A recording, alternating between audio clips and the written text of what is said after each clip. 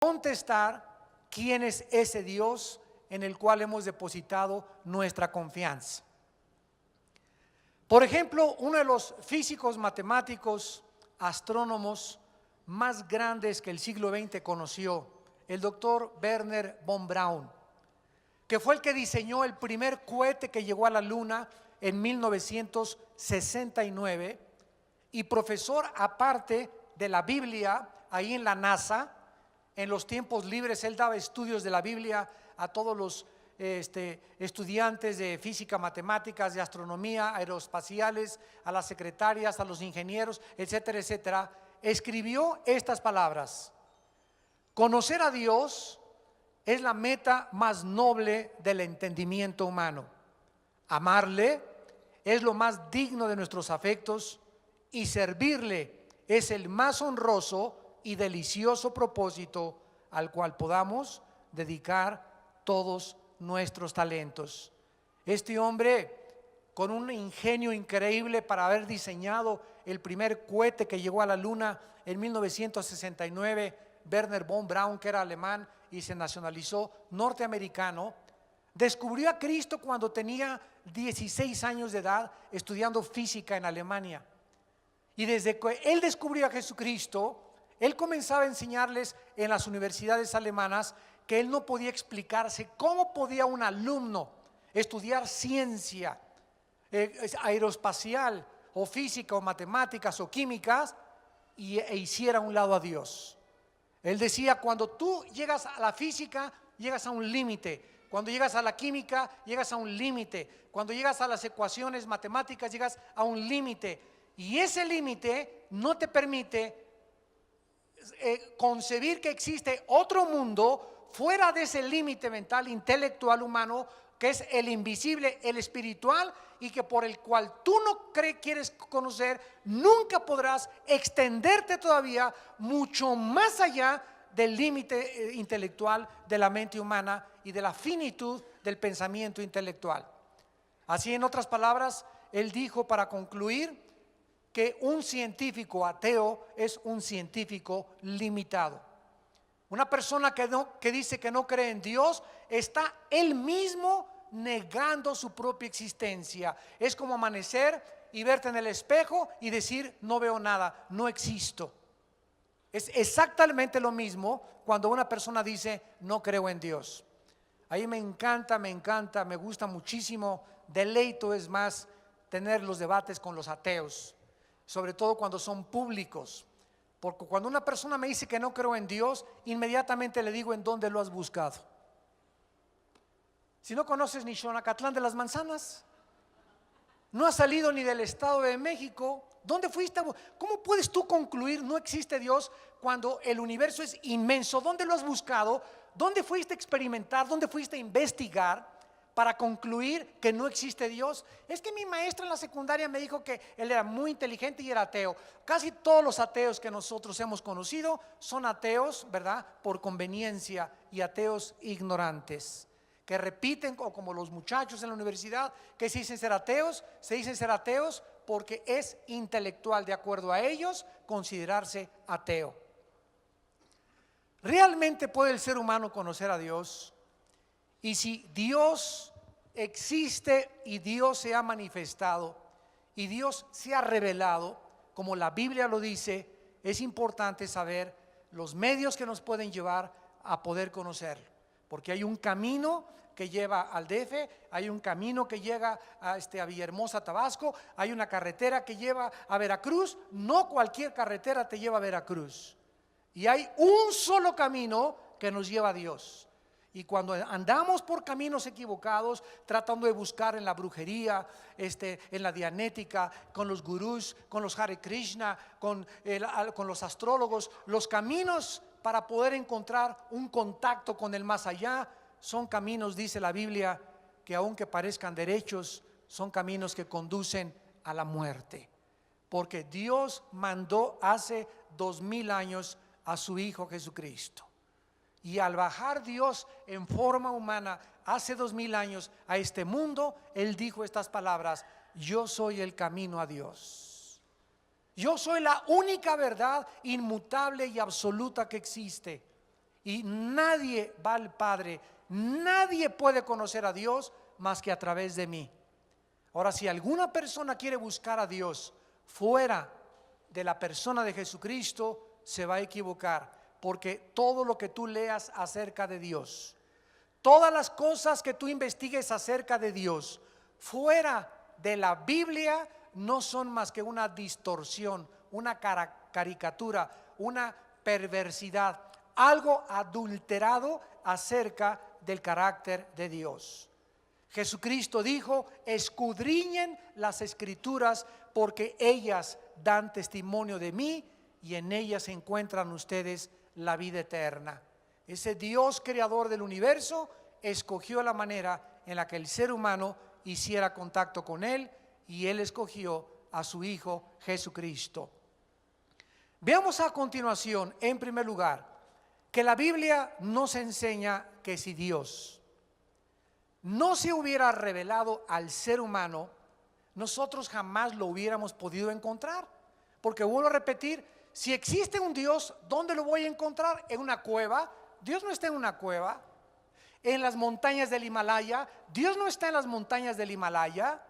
¿O acaso seremos tan necios como el cosmonauta ruso Yuri Gagarin, que cuando subió al espacio en el Sputnik, en el primer satélite, dijo allá arriba: no he encontrado a Dios, y bajó y se carcajearon todos? Una persona le preguntó: ¿por qué no encontró a Dios? Dice: no, Dios no estaba allá. Dice: es que Dios no lo vas a encontrar más que dentro de ti. Y él pensaba encontrar a Dios en la luna, pensaba encontrar a Dios sentado en un arpa con un jugo de limón ahí, tomándose en Marte alguna soda, etcétera, etcétera. Y no es posible así conocer a Dios, porque Dios, si existe Él, trasciende nuestra dimensión de nuestros 5 sentidos, trasciende nuestra finitud intelectual, está mucho más allá de todo aquello que lo podamos nosotros concebir o comprender. Si existe Dios, Él es el que tuvo que haber hecho el contacto con nosotros. Hace algunos años yo tenía uno de mis escritores favoritos llamado Carlos Sagan. Él hizo esa película famosa que ustedes han visto, que se llamó Contacto. Y él trataba a través de satélites de poder contactarse para ver si captaba algún sonido en el espacio que pudiera descifrar y que viniera de alguna raza o alguna era o seres extraterrestres, y poder comprobar que existe vida fuera del universo. Carlos Sagan no pudo hacer nada, diseñó unas parabólicas increíbles, etcétera, etcétera, y concluyó antes de morir en su bitácora. Dijo Carlos Sagan: no existe ningún propósito en esta vida ni en el universo fuera de aquel que podamos nosotros descubrir dentro de nosotros. O sea, fuera de mí no hay absolutamente nada, y fuera del universo que nosotros vemos, Él siempre ha sido como está. Y Carlos Sagan creía en la eternidad del universo. Sin embargo, la misma ciencia comprueba que el universo no es infinito, que tuvo un principio, por lo cual tendrá un final. En el pasaje que acabamos de leer, en el libro de Job, capítulo 11, versículo del 7 al 8, se nos dice: ¿descubrirás tú los secretos de Dios? A esta pregunta, ¿qué respuesta le daremos humanamente? ¿Habrá alguien que descubra los secretos de Dios si es que Dios existe? ¿Cuál es la respuesta? ¿No conoces ni los secretos de tu suegra? ¿No conoces ni los secretos de las matemáticas ni de la física? Todavía los físicos no han podido definir la luz. ¿Es una corriente de electrones? ¿Es un fluido? ¿No pasan de ahí? Todavía no entienden las fuerzas gravitacionales los físicos. Todavía no entienden por qué la Tierra sigue girando sobre su eje en 24 horas. ¿Qué fuerza es la que le dio a la Tierra ese movimiento? ¿Y por qué no se para? Si de acuerdo a la física toda fuerza es proporcional a la fuerza aplicada, todo movimiento es proporcional a la fuerza aplicada, y la aceleración de la masa es proporcional a la fuerza que le aplicas. Si yo tengo una canica aquí, le hago a la canica así, pasa la canica sale disparada de acuerdo a una fuerza que le apliqué, pero a la canica se tiene que parar. ¿Por qué? Porque cuando se para necesita más fuerza para seguir empujándose, para seguir dando una vuelta o para seguir su trayectoria. Tú disparas una bala y sale la bala a una velocidad tremenda y hace una parábola y se tiene que caer la bala porque la fuerza de la pólvora se le acabó. Disparas una flecha y hace una parábola y se cae la flecha, porque así es la fuerza gravitacional y es la ley de la física. Pero a la Tierra, ¿quién le hizo así que no ha perdido su velocidad y se sigue manteniendo desde hace miles o millones de años? Y al mismo tiempo, ¿quién le empuja para que le dé la vuelta alrededor del Sol y para que sea posible las 4 estaciones? ¿Qué es lo que hace que los átomos en el macrocosmos y en el microcosmos tengan fuerza volicional? Y los científicos ni siquiera han descubierto eso, mucho menos descubriremos los secretos de Dios. ¿Descubrirás tú los secretos de Dios, Ciro Peraloca? ¿Llegarás tú a la perfección del Todopoderoso? ¿De veras te crees más inteligente que si Dios existe de acuerdo a mis conceptos y de acuerdo, no salió ni el Estado de México, pero según mis cálculos Dios no existe? ¿De veras te crees tan sabio y tan perfecto para poder concluir que no existe algo que trasciende tus 5 sentidos simplemente porque no lo puedes observar con tus ojos ni palpar con tus 5 sentidos? La Biblia nos contesta y nos dice que los secretos de Dios y su perfección es más alta que los cielos. ¿Qué harás? Dice el versículo 8. Es más profunda que el Sheol, ¿cómo la conocerás? Entonces concluimos que si Dios existe, no lo vamos a poder encontrar buscándolo en este mundo, ni yéndonos en un cohete buscándolo en el espacio. Tenemos que encontrar y descubrir que ese Dios invisible, eterno, poderoso, creador, diseñador, legislador de la ley, es el que Él vino a este mundo y Él se nos reveló. Y cuando Cristo comenzó a caminar por este mundo, hizo las obras que Dios quería que hiciera para que supiéramos que Jesucristo era verdaderamente su Hijo amado. Dice la Biblia en Isaías 55, 8 y 9, porque mis pensamientos, dice Dios, no son vuestros pensamientos, ni mis caminos son tus caminos. Como son más altos los cielos que la tierra, mis caminos son más altos que los tuyos.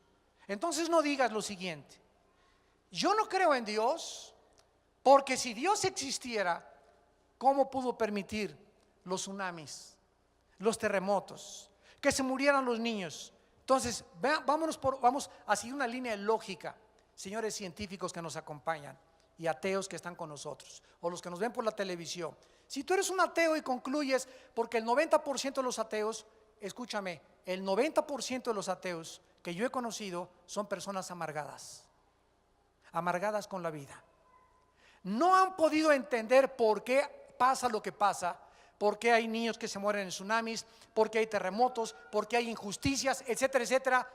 Y como no pueden entender aquí en la maceta, en la calabaza que tienen, no pueden asimilar, no pueden discernir, distinguir por qué, si existe un Dios, permite esto, concluyen ellos: no existe Dios, porque no entienden. Cuando la manera honesta de una persona intelectual verdaderamente, pero honesta, debería ser la siguiente: yo no entiendo lo que pasa en el mundo, pero Dios, si existes, explícamelo. Quiero saber por qué pasa lo que está pasando, por qué hay tanta injusticia, por qué tanto sufrimiento, por qué tantos crímenes, por qué tantas guerras, qué es lo que está pasando. Si existe un Dios, yo quiero saberlo. Y Señor, si tú existes, dámelo. Y si en Jesucristo tú te revelaste, Señor Jesucristo, te necesito porque quiero entender.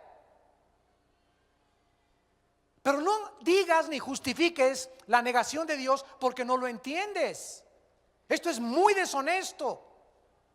Como no entiendo, no lo acepto. Más bien, no lo entiendo, pero lo quiero entender. Y si hay alguien que te lo puede explicar, porque en tu finitud no lo entiendes, necesitas entonces a Dios. Porque no eres sabio, tienes el cerebro, y yo tengo el cerebro comparado al de Dios, de un renacuajo. Una vez les conté la historia de un gran santo y uno de los más grandes pensadores que a mí me desafió, porque yo antes de ser cristiano era ateo. Nosotros fuimos creados, aquí está mi mamá, en colegios lasallistas, religiosos, católicos, y me decepcioné profundamente de mi religión a la que pertenecíamos a los 14, 15, 16 años de edad. Me decepcioné tremendamente por todas las cosas que veía, ¿verdad?, en mi religión, y me brinqué al extremo. Me hice ateo y me convertí en enemigo de Dios. Mi hermano Alejandro, cuando comenzó a hablarme a mí de Cristo, ya tenía yo 25 años de edad, ya había yo sufrido muchísimo, y me había metido a estudiar ciencias políticas y que después psicología, me quería ir a los Himalayas y raparme allá con los budistas, bueno, buscando por todos lados la verdad. Y en ningún lado podía yo encontrar nada, hasta que mi hermano Alejandro un día me dijo: que te reto, te desafío a que leas la Biblia.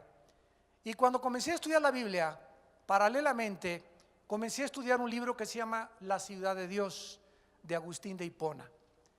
Y dice la historia que Agustín era un muchacho sumamente brillante, intelectual, que iba caminando por la playa y pensando en la playa: si Dios existe, ¿por qué permitió al diablo?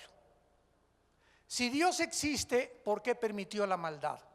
Yo, si hubiera sido Dios, no hubiera permitido eso. Y en estos pensamientos y en estas reflexiones iba Agustín caminando por la playa, cuando se encontró a un niño que corría al mar y agarraba el mar en una cubetita y lo echaba en un hoyo, y corría al mar y sacaba agua en la cubeta y le echaba en un hoyo. Y entonces Agustín le preguntó al niño: oye, niño, ¿qué estás haciendo? Y le contestó el niño: estoy tratando de poner el mar en ese hoyito. Y Agustín le dijo: niño bruto, tonto e incoherente, ¿cómo es posible que tú creas que el mar en su inmensidad quepa en ese hoyito que tú estás haciendo?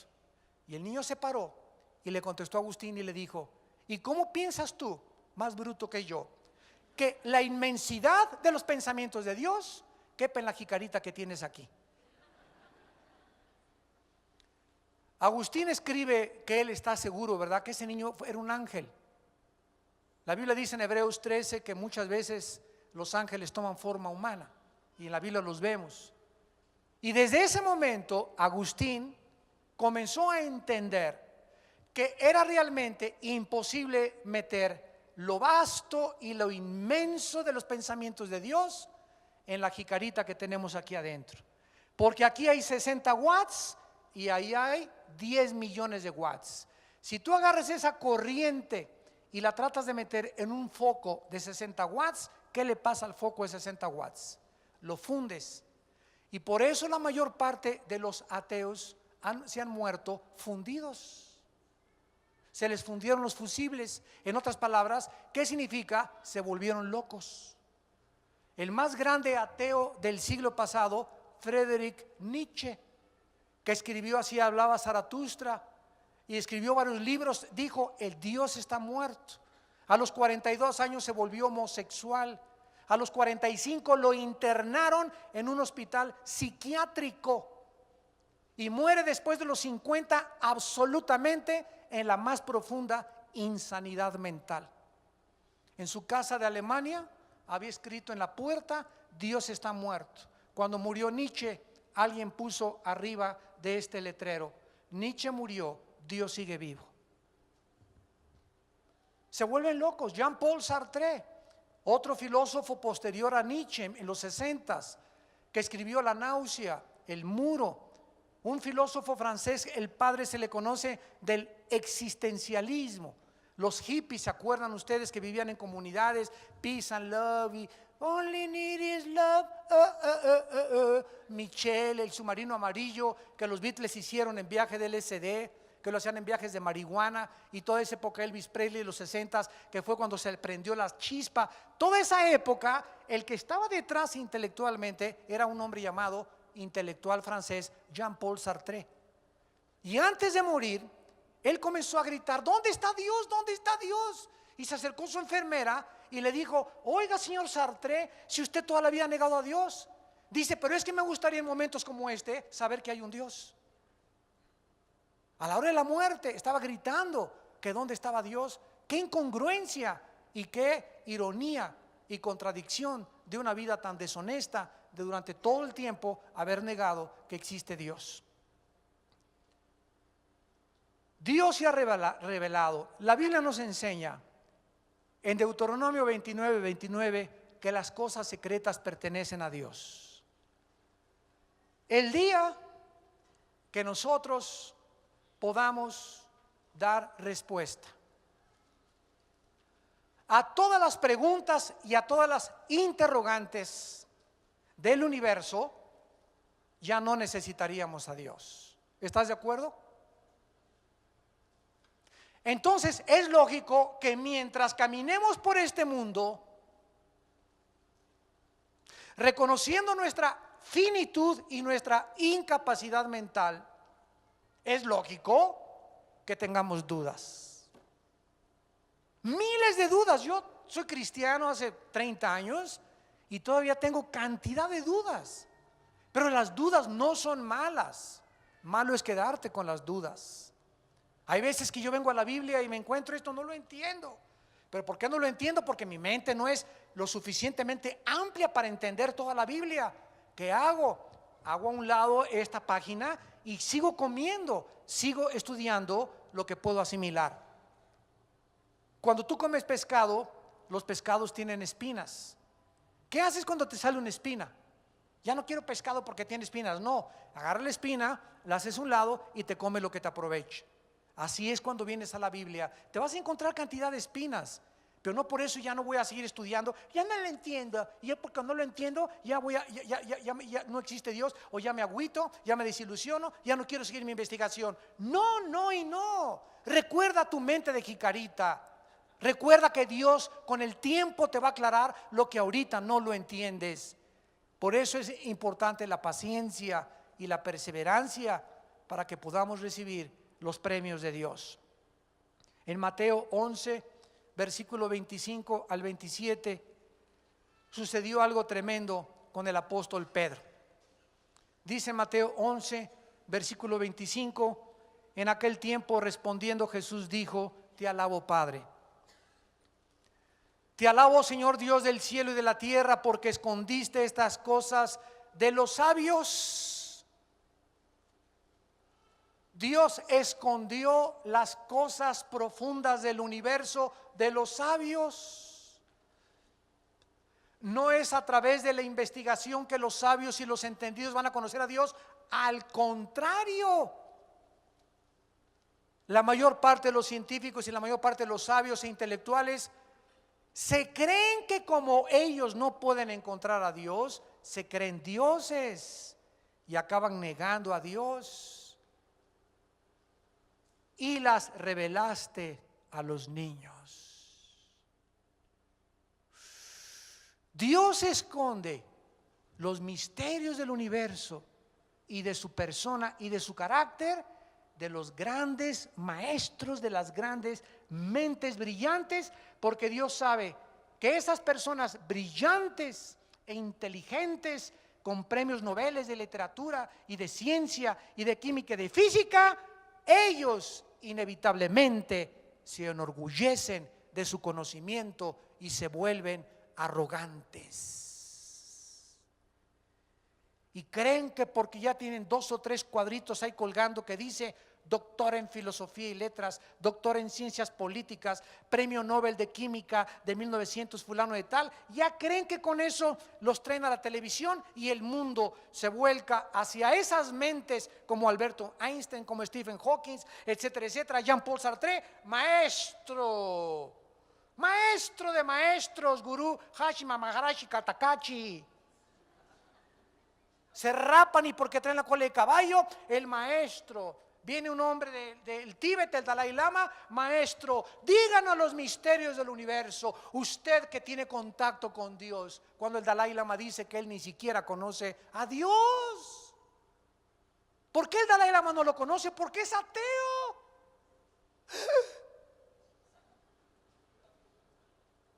El Dalai Lama es ateo, sí. Los budistas son ateos. Buda era ateo, el budismo es una religión atea. Gautama Buda era un príncipe y vivía en un palacio con todos los conforts y con todas las comodidades del mundo, y se hartó del dinero de su padre, y le dijo Gautama Buda a su papá, papá, ya no quiero vivir aquí en el palacio, quiero ir al mundo, salirme de las murallas del palacio y quiero conocer el mundo. Y salió Buda de su palacio, del palacio de su padre, y se encuentra limosneros, se encuentra leprosos, se encuentra personas sufriendo, y le impacta tanto a Gautama Buda el sufrimiento del mundo, que dedica su vida a descubrir por qué sufre el ser humano, y nunca lo encontró. Acabó en McDonald's. Se decepcionó porque no encontró por qué sufríamos, y comenzó a comer y a comer y a comer, y por eso se puso así. Pero él jamás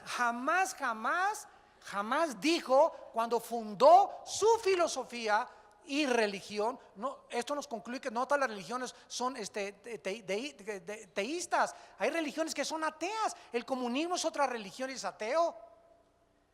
Entonces, ¿de dónde sacaron? Cuando voy a la universidad me dice un maestro: oiga, pero usted no viene a hablar de religión, ¿verdad? ¿Aquí se habla de religión? ¿Aquí se habla de Hitler? Sí. ¿Se habla del comunismo? Sí. ¿De la dialéctica materialista? Sí. ¿Se habla de Buda? Sí. Entonces, ¿por qué me hizo a mí que no hablo de religión? Porque traigo la Biblia. ¿Que usted no sabe que los religiosos también son ateos? Y la gente no sabe que hay religiones ateas, como el budismo es una religión atea. Los budistas no creen en Dios, ni le oran a Dios, ni le oran a Buda. Entonces, ¿cómo podemos nosotros, verdad, creer que un ser humano, igual que tú, igual que yo, nos pueda responder los secretos del universo? En Mateo 16, el apóstol Pedro dice en el versículo, Mateo 16, versículo 13, en Cesarea de Filipo, Cristo preguntó a los discípulos diciendo: ¿quién dicen los hombres que es el Hijo del Hombre? Es una pregunta muy relevante. ¿Quién dice tu maestro? Pregúntale a tu maestro que es Cristo. Escuchen, te van a contestar: Cristo fue el primer revolucionario. Cristo fue un comunista. Cristo fue un gran moralista. Cristo fue uno de los grandes iluminados. Cristo fue un hombre santo. Esta es la opinión que, si tú le preguntas al mundo, te van a contestar. Pero nadie te va a contestar lo que Pedro le contestó a Cristo. A Cristo le interesaba saber qué decían las gentes acerca de él. ¿Qué dicen los hombres? ¿Quién soy yo? Le contestaron y le dijeron: unos, Juan el Bautista; otros, Elías; otros, que eres un gurú; otros, que eres un revolucionario; otros, que eres ahijado del Che Guevara, etcétera, etcétera. Él les dijo: ¿y ustedes? Ya no me interesa lo que la gente diga. ¿Ustedes quién dicen que soy yo? Respondió Simón Pedro y le dijo: tú eres el Cristo, el Hijo del Dios viviente. Entonces le respondió Jesús: bienaventurado eres, Simón, hijo de Jonás, porque no te lo reveló ni Jean-Paul Sartre, ni la ciencia, ni la química, ni la física, ni tus investigaciones, ni ninguna universidad. No te lo reveló la carne ni la sangre, sino mi Padre que está en los cielos. Cuando yo me convertí al cristianismo y dejé el ateísmo, ya no vi a Cristo como el Che Guevara, como un grande iluminado, como un gran maestro moralista, como uno de los grandes santos de Dios, como uno de los tantos gurús, como le llaman también muchas personas, sino que cuando yo me encontré con Cristo y lo pude ver a través de la iluminación que Dios, al darme su espíritu, me abrió mi mente, lo vi y le pude decir: tú eres mi Señor y mi Dios. No me vengas con que fue un gran maestro moralista, un gran iluminado, un gran revolucionario, porque toda esta perspectiva que tú tienes acerca de él es por la ignorancia, porque no sabes que él es el Hijo del Dios viviente. Para que una persona pueda ver a Cristo como lo que él es, necesita ser iluminado por el Espíritu de Dios. Lo necesitamos saber a través de la revelación. Veamos en segundo lugar el debate acerca de la existencia de Dios. En primer lugar, el progenitor o el inventor de la psicología moderna, Sigmund Freud, postuló una declaración que es la antítesis, o sea, totalmente lo opuesto de lo que la Biblia dice. Sigmund Freud, en su libro El futuro de la ilusión, 1928, dijo estas palabras: el ser humano inventó a Dios. Esto es lo que dice el padre progenitor de la psicología moderna. Freud dijo en su mismo libro El futuro de la ilusión: el ser humano necesita desesperadamente seguridad en medio de un mundo donde no tiene el control sobre todas sus circunstancias, por lo cual tuvo que inventar la existencia de Dios. Continúa Freud diciendo: la invención de Dios se debe al temor que el ser humano tiene ante la muerte y ante todo lo desconocido, por lo cual el ser humano se volvió incorregiblemente religioso. Entonces, de acuerdo a Freud, que era ateo, Freud era ateo de ateos y murió con una neurosis increíblemente grande. Dice su esposa que se levantaba a la 1 o 2 de la mañana gritando, empapado en sudor, que veía figuras y veía cosas que se le aparecían. Ahora podemos saber, verá, que eran demonios. El padre de la psicología, con neurosis, con neurastenia, así muere casi loco. Él pudo decir: es que Dios lo inventaron los hombres, porque como no conocen lo oscuro ni lo que va más allá de nosotros, ellos tienen que ser religiosos y le llaman al sol Dios, le llaman a la luna Dios, y el hombre inventó a Dios. Freud se equivocó trágicamente por las tinieblas de su mente neurótica, porque si se le hubiera dado a escoger al ser humano, de acuerdo a la experiencia, entre inventar o eliminar a un Dios, el ser humano hubiera decidido que no existiera Dios. Al contrario, si al ser humano se le hubiera dejado sin la revelación de Cristo y de la Biblia, a ninguno de nosotros nos conviene que existe Dios. Porque el momento en que yo sé que existe Dios y que es un juez y que después de la muerte nos va a juzgar, ya mi vida está amenazada.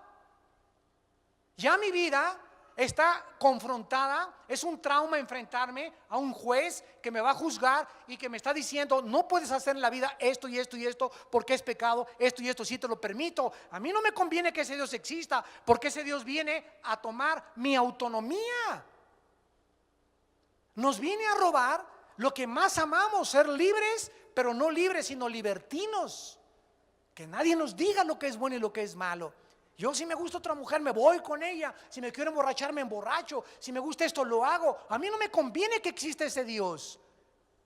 Y esta es la razón por la cual el ser humano, cuando se confronta que hay un Dios, cuando te enfrentas a la Biblia y cuando te enfrentas al mensaje de la resurrección de Jesucristo, comienzas a temblar de los pies a la cabeza, porque no te conviene creer en Dios, porque amenaza tu autonomía. Te viene a decir: ahora tú ya no eres Dios, ahora quiero que sepas que te tienes que hincar delante de mí y te tienes que someter y tienes que obedecer mis leyes, porque di mi vida por ti en una cruz. Y a ti no te conviene que nadie te venga a decir lo que tú tienes que hacer ni lo que yo tenga que hacer. Si al ser humano se le hubiera dejado escoger entre que exista Dios y que no exista Dios, hubiéramos escogido que mejor Dios no existiera. En Romanos 1, el apóstol Pablo escribió estas palabras. Versículo 20, Romanos 1: porque las cosas invisibles de Él, su eterno poder y deidad, se hacen claramente visibles desde la creación del mundo, siendo entendidas por medio de las cosas hechas, de modo que no tienen excusa. De acuerdo a la Biblia, Dios no se puede ver. Su eterno poder y deidad no lo podemos ver porque es invisible. Sin embargo, cuando el ser humano levanta los ojos al universo y descubre en el universo dos cosas: orden y diseño. Orden increíble de los planetas, el movimiento de las galaxias, el movimiento perfecto y la distancia perfecta del Sol a la Luna, de los satélites de la Luna a la Tierra, la maravilla de oxígeno que respiramos, que es una combinación perfecta de hidrógeno, oxígeno, gases, y que al hacer así me permiten yo tener vida, y que si salgo de la atmósfera esta combinación de gases ya no existe en el espacio más que aquí. El producto de la clorofila que las plantas emanan para convertirla en oxígeno, las manzanas y las frutas del campo que yo corto, y las uvas, y que llevo a mi boca, y al llevarlas a mi boca, esas vitaminas y esos minerales son exactamente los que mi estómago, mis riñones, mi hígado necesitan para sobrevivir. Todo está interrelacionado: el oxígeno, las plantas, la comida, el propósito, pienso, luego existo, existo, luego huevo, etcétera, etcétera. Nunca un chango dice: esta manzana la hizo Dios. Ni has visto a las jirafas que se hinquen tampoco con el cuello, que le hagan así a Dios tampoco.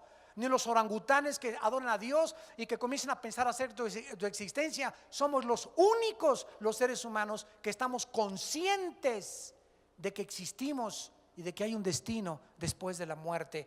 ¿Quién puso esa conciencia dentro de nosotros? ¿Por qué los egipcios, que no conocían la revelación de Dios en la Biblia, enterraban a sus muertos con comida y le ponían su espada? ¿Quién les dijo que lo iban a necesitar después de esta vida? Los aztecas, las tribus que tú me quieras comentar y decir, no hay una cultura, no hay una civilización en la historia que no haya creído o adorado a algún Dios, porque llevamos la eternidad dentro de la conciencia, porque la Biblia dice que fuimos creados a imagen y semejanza de Dios. Las cosas invisibles de Él y su eterno poder y deidad se hacen claramente visibles desde la creación, siendo entendidas al ver el diseño y el orden. Mi mente me dice: si hay un cuadro precioso, tiene que haber un pintor que lo pintó. Si veo una escultura hermosa, tiene que estar detrás un escultor. Si veo un edificio, tiene que haber un arquitecto. Si veo un reloj preciso en sus manecillas, tiene que haber un relojero. Si veo un Ferrari de 12 cilindros, tiene que haber un ingeniero italiano detrás de este motor. Yo no puedo creer que caminando por las playas, en la arena del desierto, junto al acumulador y los pistones y la bomba de gasolina, y por casualidad se hizo un motor de un Ferrari. Así es imposible concluir que el hígado, el estómago, el páncreas, la sangre, los pulmones, la maravilla del ojo humano, la maravilla de los huesitos, el que tenemos en el oído, la piel que nos cubre, los cabellos, la sangre. Es increíble que todo surgió de la nada, de un accidente. Sale por accidente un chango y de repente sale otra changa por otro accidente, con órganos reproductores femeninos, uno con órganos reproductores masculinos y el otro también por accidente. También el accidente, la madre naturaleza hizo una changa con órganos reproductores femeninos, y después se juntan los dos y sale un tercer chanquito por accidente. Somos dos accidentes en medio de un accidente. Ni la India María cree eso, pero profesando ser sabios, se hicieron necios.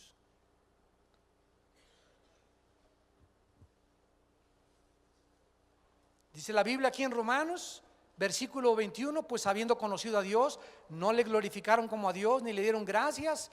El ser humano no quiere reconocer a Dios, no quiere darle gracias, sino que se envanecieron en sus razonamientos y su necio corazón fue entenebrecido. Y así es como la Biblia describe la mente de Freud, de Nietzsche, de Sartre, de Carlos Sagan, de Adolfo Hitler, de Saddam Hussein, de esos los Césares romanos, de inventores, de escultores, que a los ojos del mundo, grandes mentes, grandes filósofos, sin embargo, pasaron por esta vida sin haber jamás descubierto a Dios.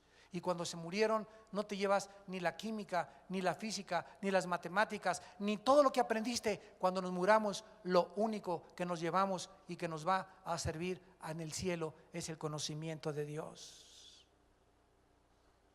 Juan 17:3, y esta es la vida eterna, que te conozcan a ti y a Jesucristo, a quien tú has enviado.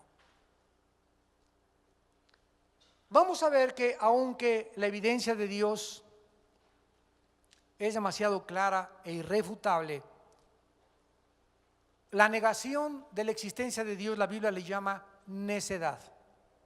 Salmo 14:1, el necio dice en su corazón, no hay Dios. Es una necedad. Una persona atea es una persona deshonesta, filosófica y racionalmente. Es una persona absurda en sus pensamientos y en la coherencia de su lógica elemental, siguiendo la línea de la lógica elemental. Y aunque Dios no puede ser probado, como una vez, hace muchos años, un gobernador del estado de Tabasco llegó a un pueblito y él se dedicó a matar cristianos y a quemar iglesias en el estado de Tabasco.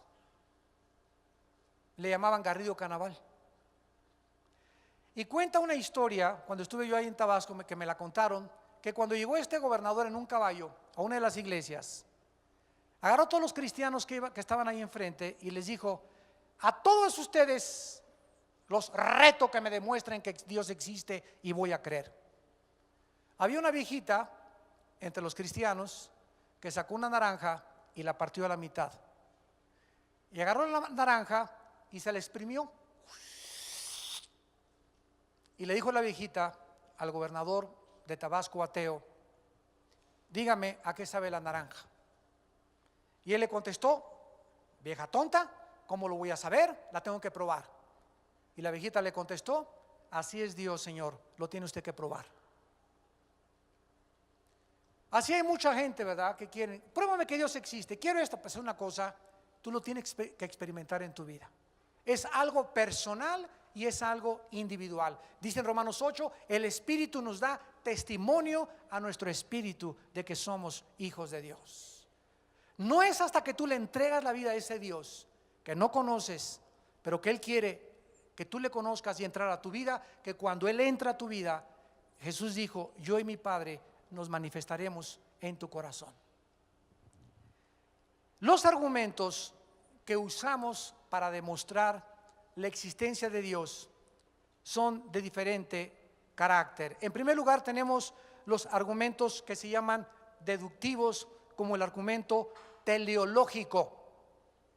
Teleo significa en el griego perfecto o completo. Teleológicos.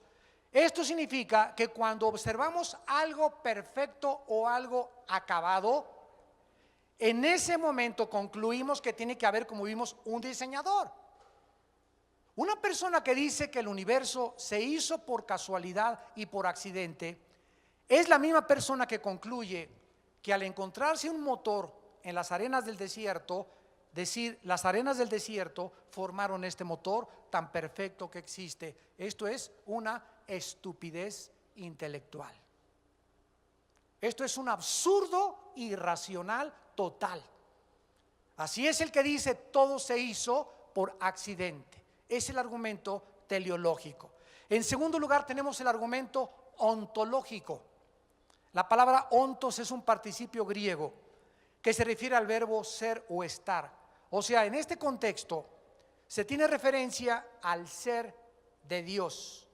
Este argumento, el ontológico, razona que por causa de que la mente humana puede concebir a un ser absolutamente perfecto, esto implica la realidad de la existencia de un ser perfecto. El mero hecho de que un ser humano conciba en su mente que existe alguien superior nos muestra verdaderamente que ese ser tiene que ser Dios. Por eso todas las culturas, todas las civilizaciones han concluido, hay algo en la fuerza de la guerra de las galaxias le llaman la fuerza, otros le llaman lo invisible, el poder. Algo le dice al ser humano, hay algo que trasciende a nosotros. Esto nos habla que esta concepción la tuvo que haber puesto Dios en nosotros. Después tenemos el argumento aestético. Ojalá que todos estén apuntándolos. Aestético, que por causa de que existe la belleza, la belleza, la estética en el mundo, alguien la tuvo que haber diseñado. ¿Se acuerdan lo que dijo Cristo en Mateo 6? Vean ustedes el color de las flores. No existe un vestido, un diseñador, un modista que pueda diseñar los colores de las flores del campo. Ni Salomón se ha vestido con la belleza de las flores. Ve los colores de un pájaro o de esas guacamayas o de esos animales y la combinación de esos colores son inimitables. Esta belleza, esta puesta del sol en Acapulco en pie de la cuesta, este universo cuando sales de arriba de la tierra y viajas en una nave espacial y ves todo el espacio y el mundo y el sol radiante, etcétera, etcétera. Todo esto nos habla, ¿verdad?, de este argumento estético de que esta belleza tiene que estar detrás alguien que la haya creado. Después tenemos los argumentos morales. Por causa de que los seres humanos sabemos que hay un bien y que hay un mal. ¿Quién me dijo que era bien y que era mal? Es otra de mis preguntas a los ateos. Le digo al ateo, oiga, alguien se robó a su hija. ¿Qué contestaría usted? Me levantaría y lo perseguiría. Oiga, ¿y por qué? Si para usted no hay el bien y el mal. El ladrón dice que no existe la justicia ni la justicia.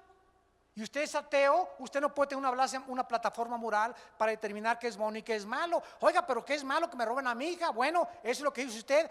¿Quién le dijo a usted que era malo? ¿La vaca? ¿Una cucaracha? ¿Un conejo?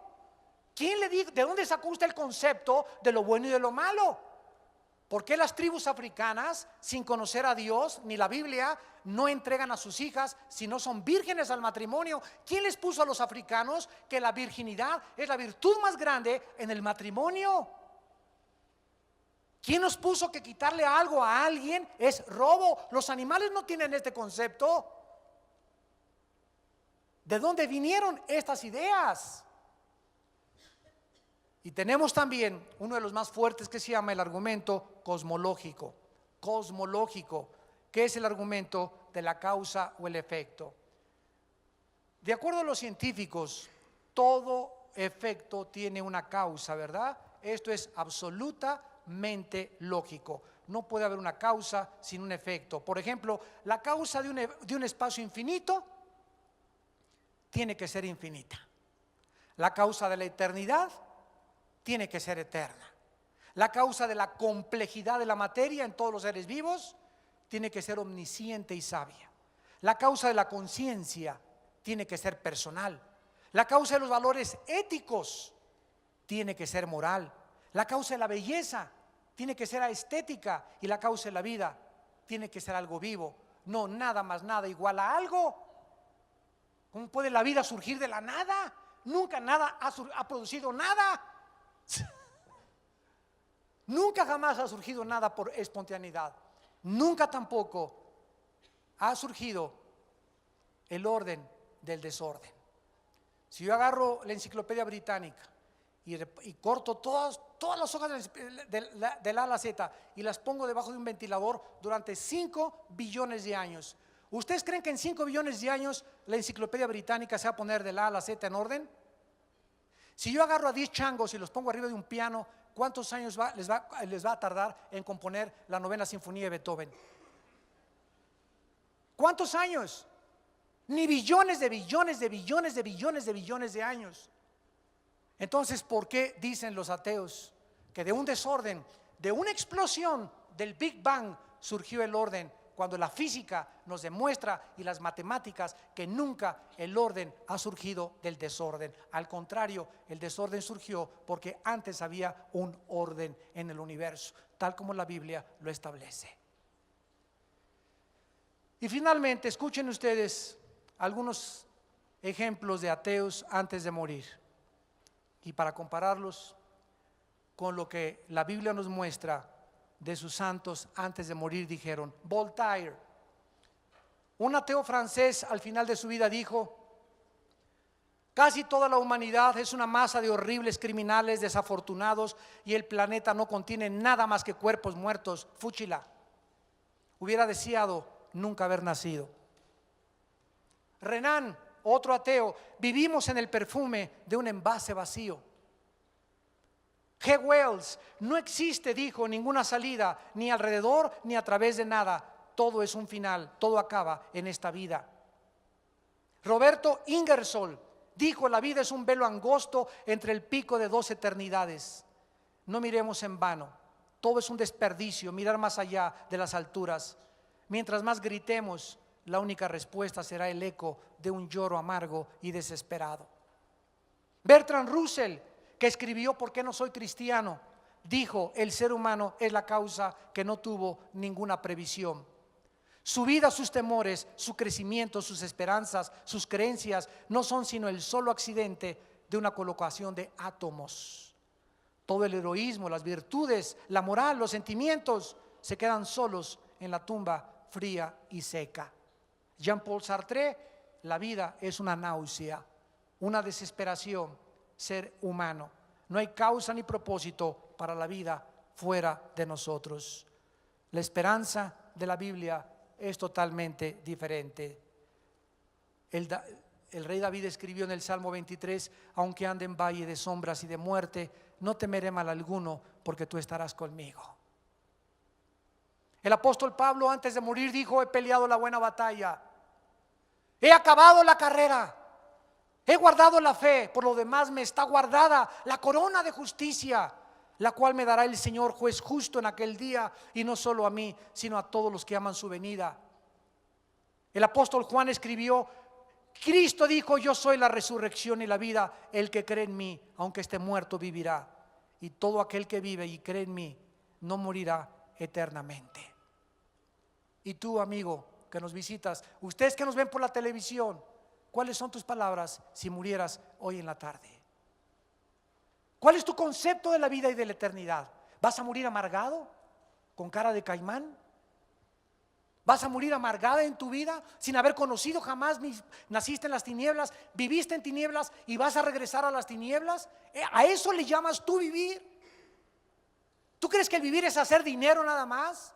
¿O tener poder? ¿O llegar a ser famoso? ¿Y llegar a ser como Timbiriche? ¿O llegar a ser un cantante, un deportista famoso? ¿Tú crees que esa es la vida? Y cuando llegas a todas esas cosas te das cuenta que algo dentro de ti sigue vacío. Y así mueren presidentes y cantantes, porque todo pasa en la vida. Porque la vida del hombre es como la hierba del campo, que por un lado amanece en la mañana, en la tarde sale la flor y en la tarde nos secamos. Así tenemos todos que secarnos, y toda nuestra gloria y todo lo que buscamos no nos va a servir después de esta vida. Yo soy la resurrección, dijo Jesucristo. Si tú crees en mí, no morirás eternamente. Dios se ha revelado. Dios te está esperando en esta mañana, no para que alguien te pruebe que existe Dios, sino para que tú te convenzas sin que nadie te persuada, al invitar a Jesucristo a tu vida y al experimentarle y decirle lo que yo le dije hace 30 años. Le dije: Señor, yo no sé si existes o no existes.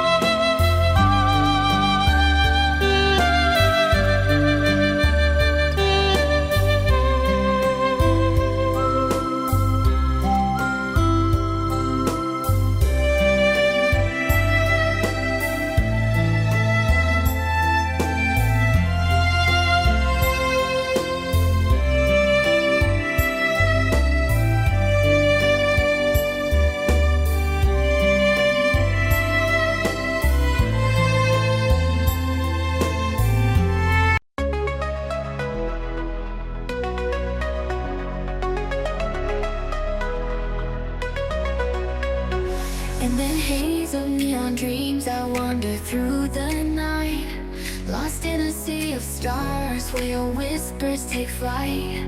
Electrified emotions, they dance around my heart, in this digital garden where we never have to part.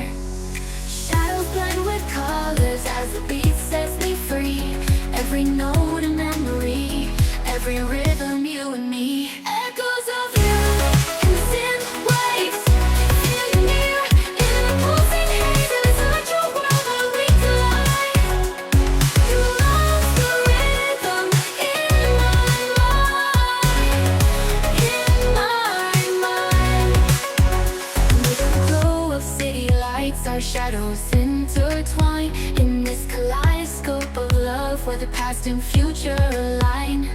With every step I take, I feel your presence strong, in this digital symphony where our hearts belong. Shadows blend with colors as the beat sets me free. Every note a memory, every rhythm you and me. Echoes of you in the thin waves, feel you near in the pulsing haze. Inside your world where we collide. You lost the rhythm in my mind, in my mind. And in silence between the beats I find your voice. In the flicker of the lights I see your choice. Together in this dream we'll never fade. In the echoes of our love we'll always stay.